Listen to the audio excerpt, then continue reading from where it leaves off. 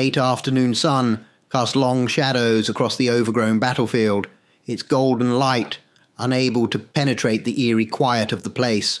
What should have been a simple renovation project had taken on an unsettling air. Eric Mallory, a seasoned foreman with a penchant for historical sites, leaned against the hood of his dusty pickup, sipping coffee that had long gone cold.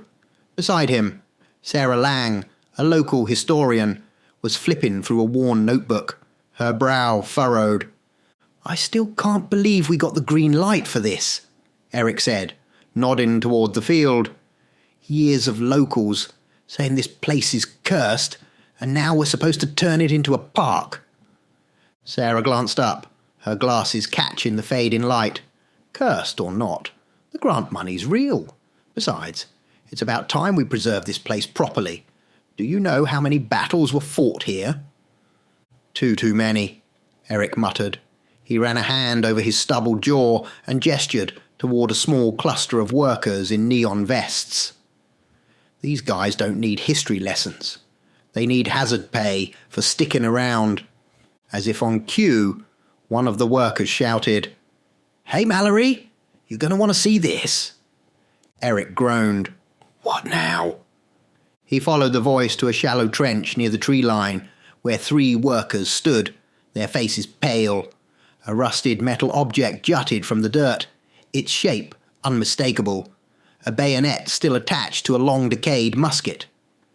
"More artifacts?" Eric asked, crouching to examine the find. "Not just that," one of the workers, Luis, said, his voice shaky. "We heard something, like footsteps, but there was no one around." Eric exchanged a glance with Sarah, who knelt beside him. "Footsteps?" she asked. "Could have been an echo. The trees play tricks out here." Luis shook his head. "No, it was close, real close. And last night, when I was locking up, I swear I saw someone standing by the old oak. Thought it was just a shadow until it moved." Another worker chimed in. "Same here. Heard the drums. Thought you were playing a prank or something." Sarah raised an eyebrow. "Drums?" "Yeah, like those old marching drums," Luis said. "The kind they used in the war. It came from the woods." Eric straightened, brushing dirt off his hands. "Look, it's an old battlefield. Echoes of the past, right? Nothing we can't explain." "Sure," Luis muttered, crossing his arms. "But how do you explain that?" He pointed toward a patch of earth a few feet away, where a series of shallow indentations marred the ground. They were evenly spaced, like footprints, but far deeper than they should have been for a human. Eric's stomach tightened. "Maybe it's from a deer," Eric offered, though he didn't believe it himself. "The ground's soft." Sarah frowned, her gaze fixed on the tracks. "Too big for a deer, and too clean." "All right, enough ghost stories," Eric said, his voice firm. "Back to work. We've got deadlines." The crew dispersed reluctantly, but the unease lingered. As Eric walked back toward his truck, Sarah fell into step beside him. "You don't believe them, do you?" she asked. Eric shrugged. "I believe people see what they want to see." Sarah stopped, glancing over her shoulder at the field. "You know the stories, though, right? About this place?" Eric sighed. "Every town's got stories. What makes this one so special?" "They say the regiment buried here wasn't just killed. They were betrayed, ambushed by their own commander. Some think that's why they've never rested." Eric chuckled, but it sounded forced. "You think we're digging up ghosts?" "I think we're digging up something," Sarah said softly, "and I'm not sure we want to know what." That night, as the crew packed up, the wind carried the faint sound of a drumbeat across the empty field. Only Sarah seemed to hear it, and somewhere beneath the earth, something stirred.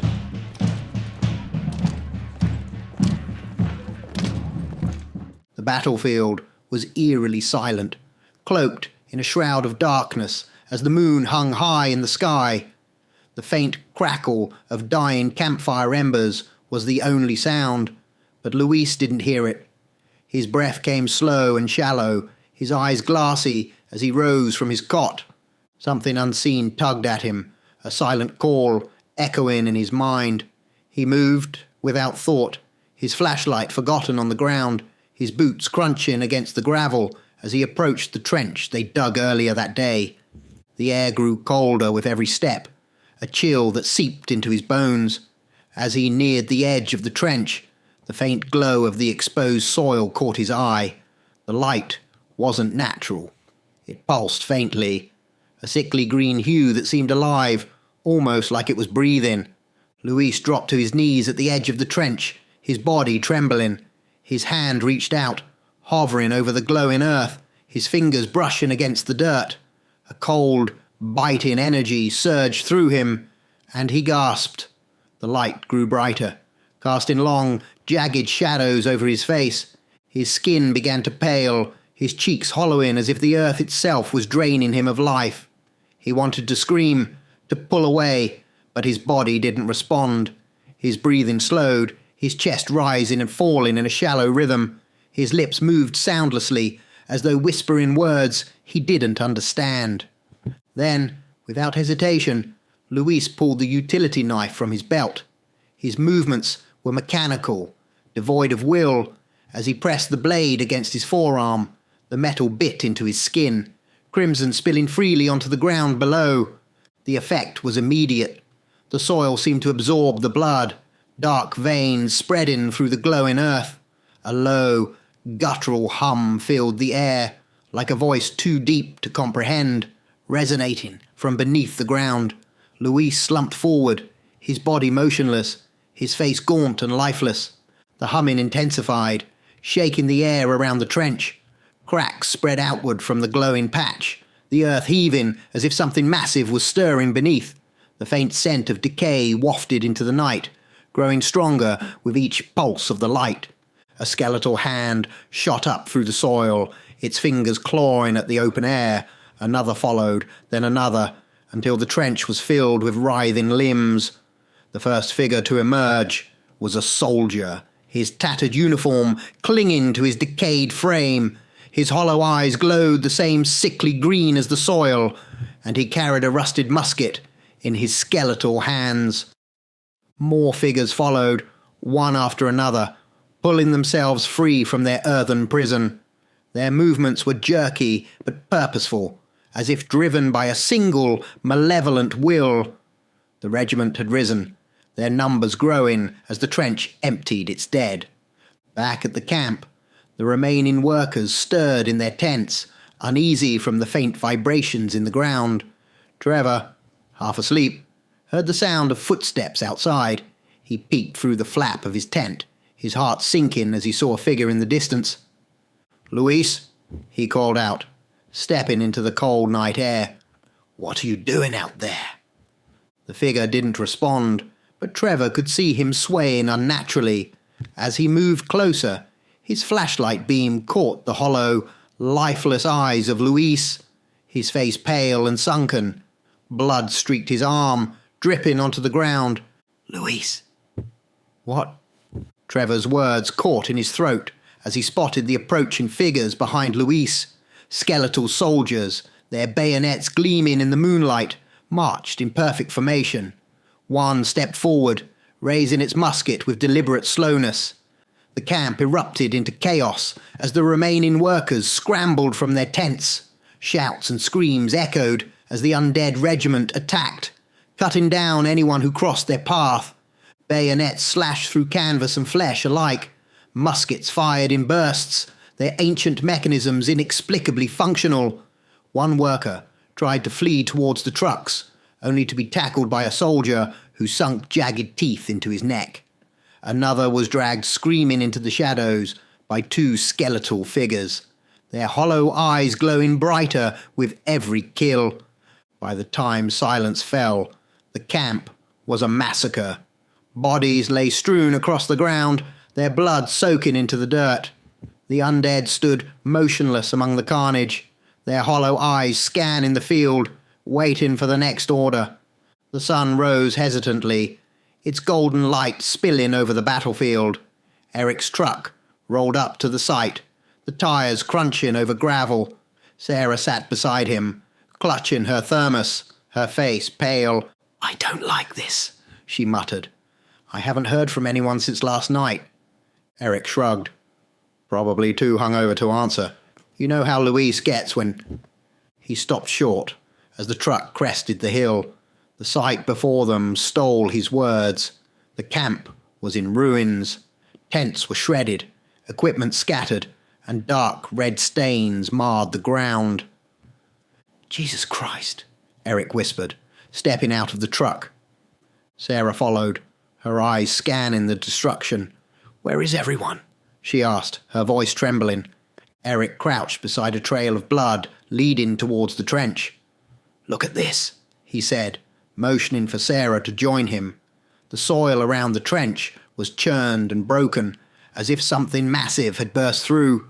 Near the edge, the dirt pulsed faintly with the same eerie green light. Sarah picked up the utility knife Louise had dropped, her fingers trembling. This wasn't an accident," she said softly. "Something happened here." Eric's gaze drifted to the tree line, where faint footprints led into the woods. If something came out of there, where did it go? In the distance, the faint sound of drums echoed through the forest. The regiment had marched onward, and their war was far from over.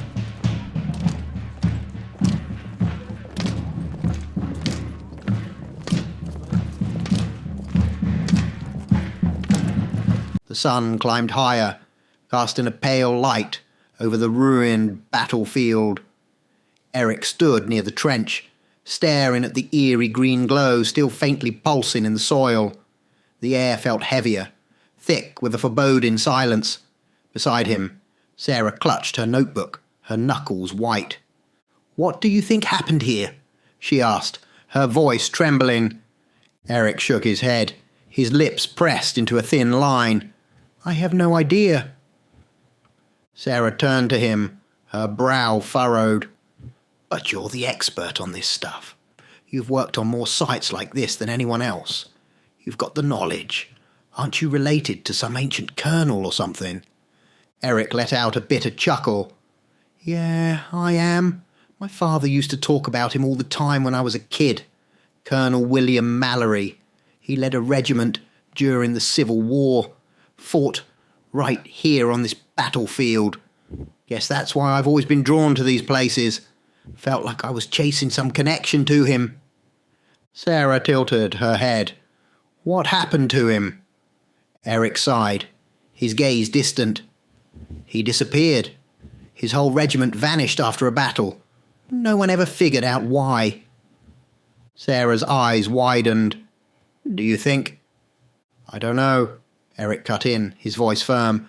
"I don't know anything anymore." Meanwhile, in the quiet town of Bellwood, nestled just a few miles from the battlefield, life carried on as usual. Shops opened, children played in the streets, and the hum of daily life filled the air. The woods bordering the town had always been a comforting backdrop, a constant presence.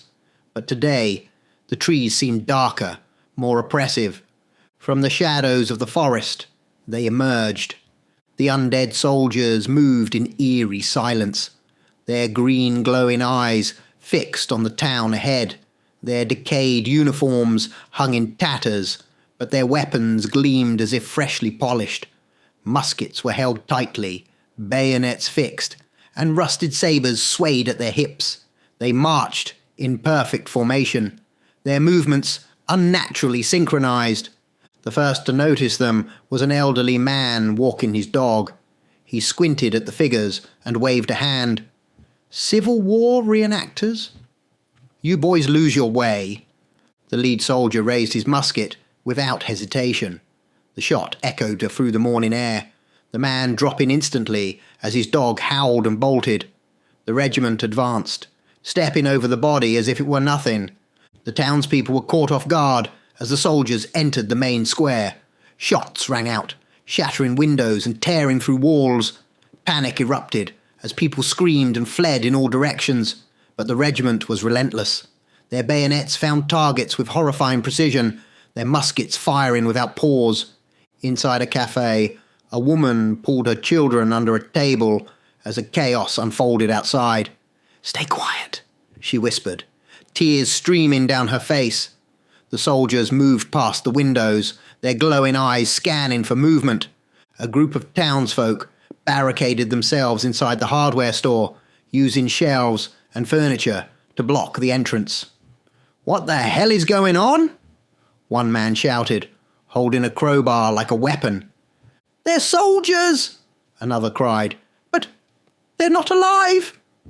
From outside, a musket ball crashed through the glass, lodging itself in the wall inches from the man's head. The undead were trying to force their way in. The first police car screeched to a halt at the edge of the town, its sirens cutting through the chaos. Officers stepped out cautiously, their hands on their holsters. "This is Bellwood PD!" one shouted into a loudspeaker. "Put down your weapons and—" A musket ball tore through the officer's shoulder, sending him sprawling. The others opened fire, but their bullets passed through the soldiers as if they were smoke.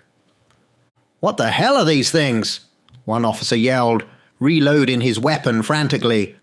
"They're not human," another shouted, firing uselessly into the advancing regiment. The soldiers moved with ruthless efficiency, their bayonets gleaming as they slashed through the officers' ranks.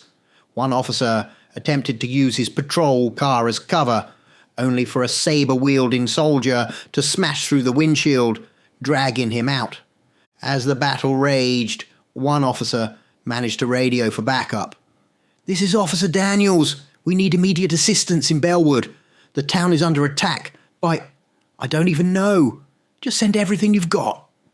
Static crackled, and a voice responded. "Backup is en route. Hold your position." Daniels ducked as a musket ball shattered the radio in his hand.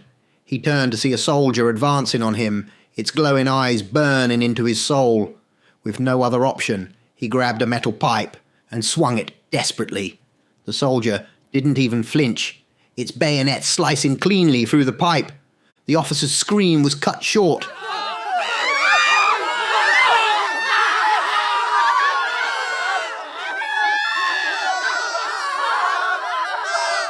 By the time reinforcements arrived, the town was a smouldering ruin. SWAT vehicles and additional officers surrounded the perimeter, their weapons trained on the advancing soldiers. The air was thick with tension as the first volley of gunfire erupted, but it was futile.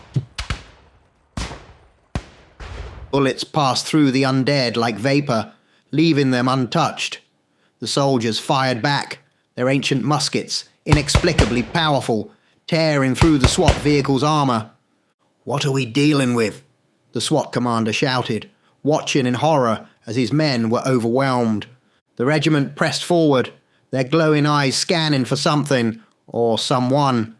Eric and Sarah arrived at Bellwood hours later, their truck skidding to a halt just outside the town. Smoke billowed from the ruins, and the distant sound of gunfire still echoed. "What the hell happened here?" Eric whispered, stepping out of the truck. Sarah stared at the destruction, her face pale. "It's them, the soldiers. They're looking for something." Eric's jaw tightened as he looked at the carnage. "Or someone," he muttered, his hand unconsciously brushing against the medallion in his pocket, passed down through his family. Sarah's eyes widened. "Eric, what aren't you telling me?" Before he could respond, the faint sound of drum beats echoed through the air, growing louder. The regiment was coming.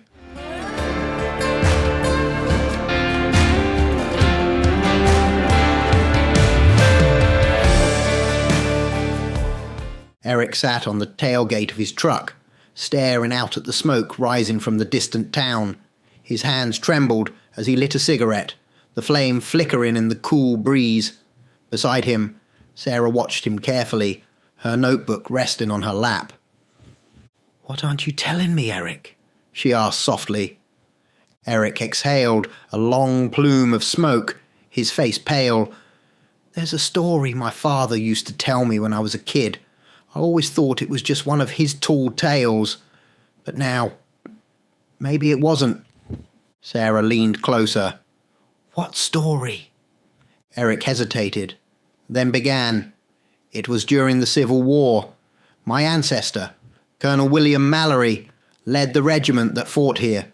He was a respected leader, brave, charismatic, but my father said there was another side to him, a darker side.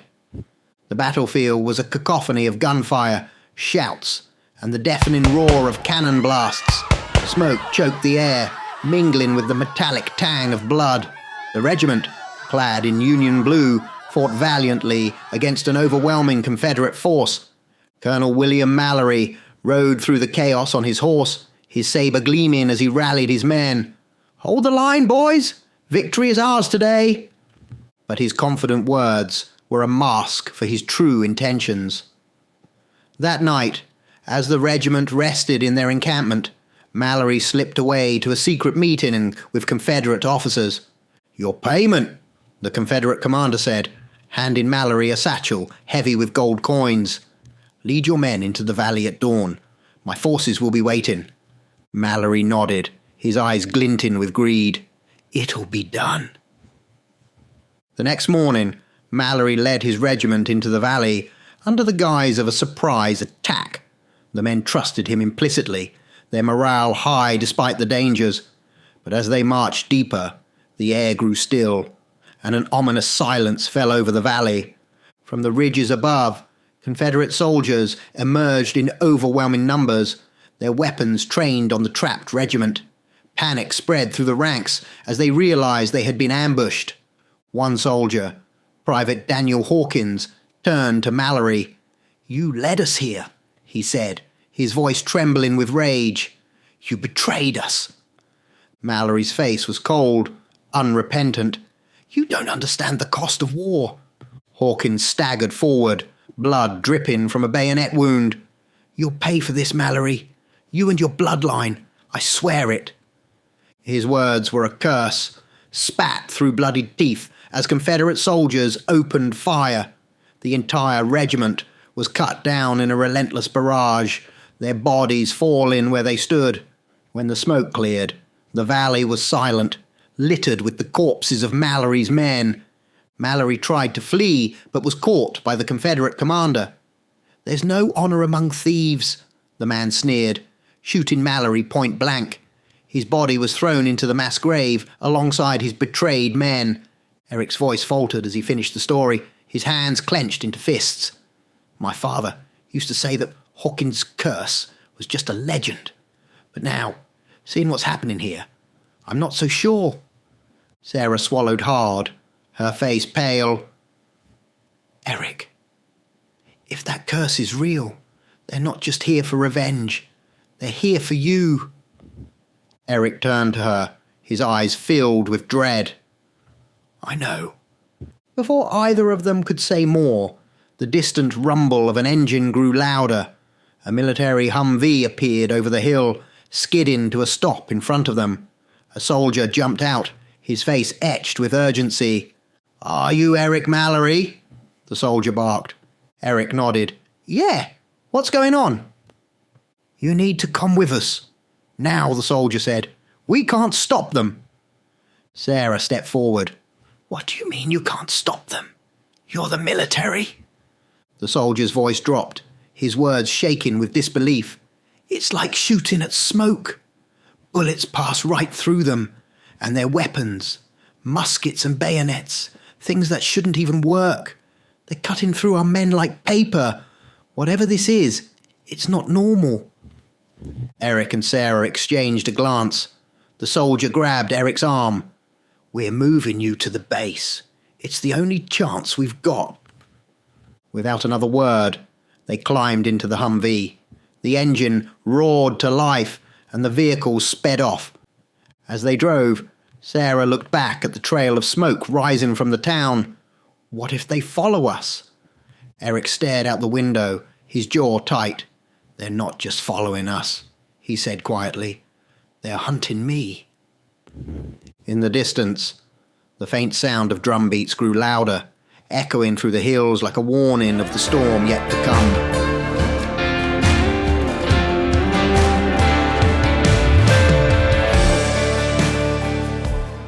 The sterile, fluorescent-lit room in the military base was a stark contrast to the chaos Eric and Sarah had just witnessed. The hum of machinery and the faint chatter of soldiers outside the thick metal door offered a fleeting sense of security, though neither of them felt safe. Across the table, a high-ranking officer, Colonel Ryan Carter, leaned forward, his piercing eyes fixed on Eric and Sarah. His uniform was immaculate, his demeanour intense. "Start from the beginning," Carter demanded. "What were you doing at that battlefield?" Eric exchanged a glance with Sarah, then took a deep breath. "We were part of a team renovating the site. It's supposed to become a park." Carter's jaw tightened. "And what exactly did you do to wake them up?" Eric shook his head. "I don't know. We didn't do anything. At least, not intentionally." "That's not good enough," Carter snapped, slamming his hand on the table. "You saw what they did to that town. How do we stop them?" Eric hesitated, his voice low. "I don't think we can." The room fell silent. Carter stared at him, his expression hard to read. "That's not an acceptable answer, Mr. Mallory." Before Eric could respond, a soldier entered the room, his face pale and streaked with soot. His arm was bandaged, and his uniform was torn. "Colonel," the soldier began, his voice trembling, "I fought them in the town. We couldn't stop them. They're not real." Carter frowned. "What do you mean?" "They're like smoke," the soldier said, his voice wavering. "Our bullets, our grenades, nothing touched them. It was like shooting into fog. But their weapons, those muskets, sabres, they worked. They were more powerful than anything I've ever seen. No matter what we threw at them, it didn't matter. They're more than just reanimated corpses. They're something else." The room grew colder with the soldier's words, the weight of his testimony pressing down on everyone. Carter stood, his hands clasped behind his back. "Whatever they are, we'll protect you," he said, his voice steady. "We have the best defences here. Nothing's getting through." Hours later, Eric and Sarah sat in a small barracks room, the hum of activity outside their window a constant reminder of the military's preparations. Sarah paced, her arms crossed tightly. "They don't stand a chance," she muttered. Eric sat on the edge of the cot, staring at the floor. "Maybe they're right. Maybe they can stop them." Sarah stopped and glared at him. "You don't believe that. You saw what they did." Before Eric could respond, a loud explosion rocked the base. The lights flickered, and the distant sound of gunfire filled the air. Alarms blared, and the intercom crackled to life. "All personnel to defensive positions. We are under attack." Eric and Sarah froze. Outside, the sound of shouting soldiers and heavy machinery echoed. Sarah rushed to the window and gasped. "They're here," she whispered. The regiment emerged from the surrounding forest, their glowing eyes cutting through the dark. They moved like a tide, their muskets firing in unison, tearing through the base's defences. The soldiers returned fire, but just as the survivor had warned, their bullets passed through the attackers like smoke. The regiment's weapons, however, were devastating. A cannon fired, its blast obliterating a line of vehicles. Muskets took down soldiers with terrifying precision. One by one, the defensive lines crumbled. Eric and Sarah ducked as a stray musket ball shattered their window. "We have to get out of here," Sarah yelled, grabbing Eric's arm. "We're safer here than out there," Eric protested. Sarah shook her head. "No, we're not. The military can't protect us from them. If we stay, we'll die here." Sarah led Eric through the chaos, ducking behind vehicles and dodging stray fire. The screams of soldiers and the thunder of cannon blasts filled the air. The regiment moved methodically, unstoppable, their glowing eyes scanning for prey. At the edge of the base, Sarah spotted a military jeep, its keys still in the ignition. Without hesitation, she climbed into the driver's seat. "Get in," she shouted. Eric hesitated, looking back at the burning base. We can't just leave them. They're already dead, Sarah snapped. Now get in. Eric climbed into the passenger seat, just as a soldier's scream was cut short nearby. Sarah slammed the accelerator, the jeep lurching forward as they sped away from the carnage. Behind them, the regiment continued its assault, their glowing eyes fixed on the base. As they drove, the glow of the burning base faded into the distance. The forest around them was silent, save for the roar of the jeep's engine. Eric sat in stunned silence, his hands trembling. Where are we going? He finally asked. Anywhere but here, Sarah replied, her grip tight on the wheel. We need to figure out what they want and how to stop them. Eric stared out the window, his thoughts racing. They're not going to stop. Not until they've taken everything.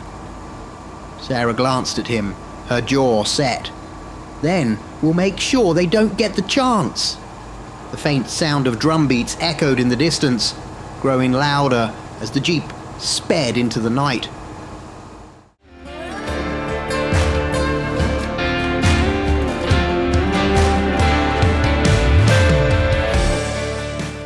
The jeep screeched to a halt at the edge of the desolate pit, the gaping maw of the mass grave illuminated faintly by the moonlight.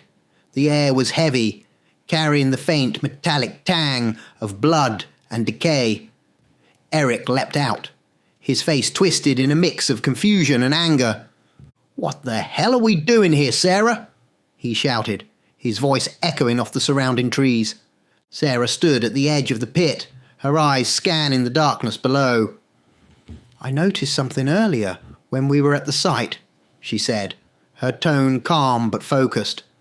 Something that could help us. Maybe even end this. Eric stared at her, incredulous. End this? Do you see what's been happening? They can't be stopped. And now we're back here? She turned to him, her gaze sharp. Do you still have your family medallion? Eric instinctively touched the lump in his jacket pocket and nodded. Yeah, but what does that... Good, you're going to need it, Sarah interrupted, already climbing down into the grave. Eric hesitated, the pit's dark depths seeming to hum with an unnatural energy. Finally, with a frustrated groan, he followed Sarah, sliding down the loose dirt. The deeper they went, the brighter the faint green glow became, casting eerie shadows across the jagged bones and rusted weapons embedded in the soil. This is madness, Eric muttered, his voice barely audible over the hum. What are you even looking for? Sarah crouched low, brushing dirt away from a faint glint of metal. Something just like your medallion, she said, her voice tinged with urgency. I think it's the key to stopping them. I saw it buried here earlier. Eric froze, the realization of where they stood sinking in.